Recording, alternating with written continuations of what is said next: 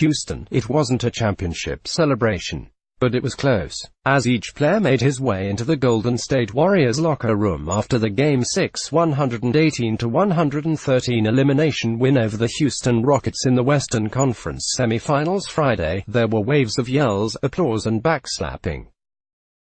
11 of them had played and 9 of them had scored. Each had a moment to be appreciated. Great rebound, awesome getting that loose ball, huge putback. As each man entered the room, he turned and waited for the next, creating a huddle at the end of a tunnel of coaches, staff members and support personnel.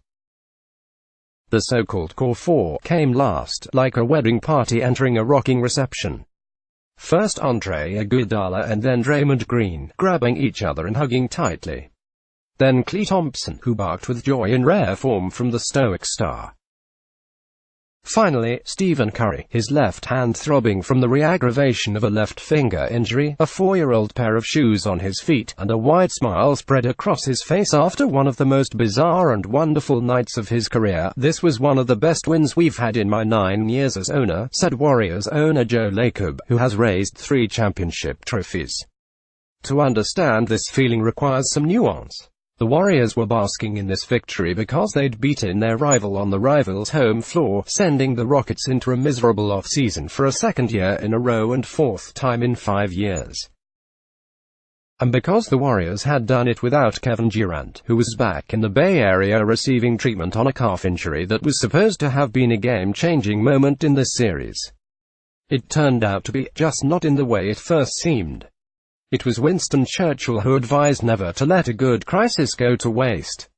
For the huddle the Warriors players formed Wednesday night when Durant limped up the tunnel, that's exactly what they did. Instead of pouting or crumbling, the Warriors these past few days created a complex moment composed of nostalgia, vindication and appreciation. It was not sinister. Durant was there both spiritually and virtually. His uniform hung at his traditional locker in the Toyota Center. People were texting him, sending him photos and FaceTiming him. But without Durant actually playing, the accomplishment magnified. The Warriors hadn't won a series without Durant in 3 years.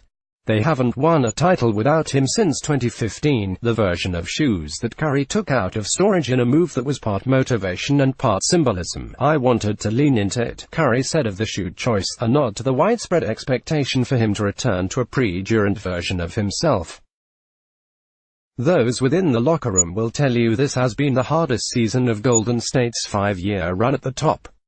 The combination of mental fatigue, uncertainty and tension drained the fun out of this journey. Maybe some of the players will write about it in their memoirs or, in the modern-day spirit, talk about it in the documentaries the personal media companies produce.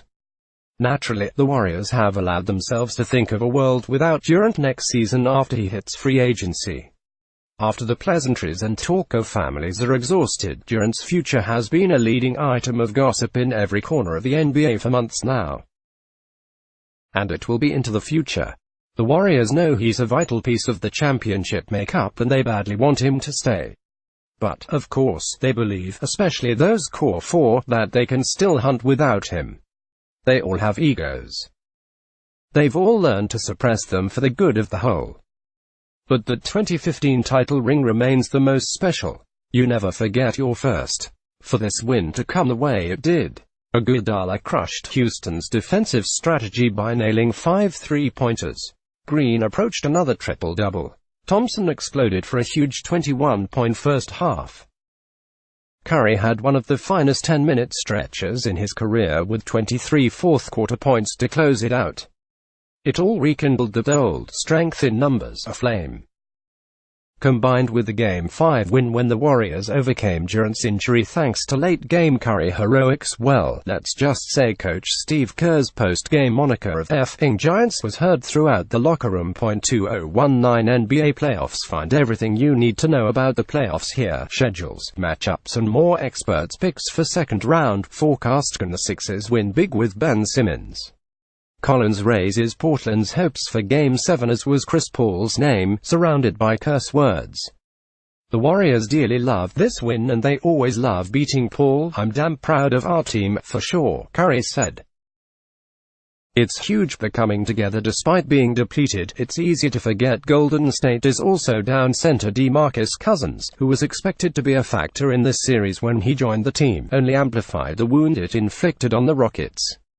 It wasn't that the Rockets played poorly in losing this series 4-2. James Harden scored a game-high 35 points despite missing 10 of his first 15 shots, and Paul had his best game of the series with 27 points and 6 assists. Rather, it was that given an opportunity, the Rockets couldn't play great as a team. There's a chance that shortcoming will gnaw at him for a long time. Combined with last season's miss, it's got the potential to be damaging long-term.